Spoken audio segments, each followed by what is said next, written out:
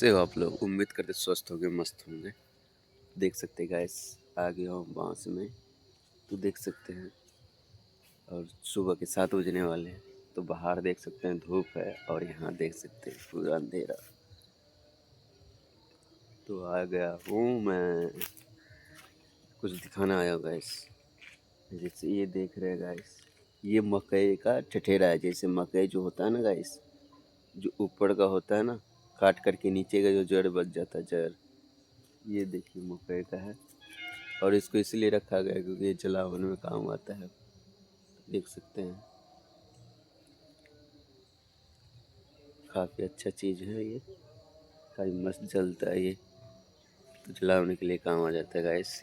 और क्या बता दूँ आपको, इधर भी वही है रखा हुआ, मकई का ठठेरा, जिससे हम लोग ठठेरा कहते हैं। मक्का का ठठेरा हम लोग क्या कहते हैं।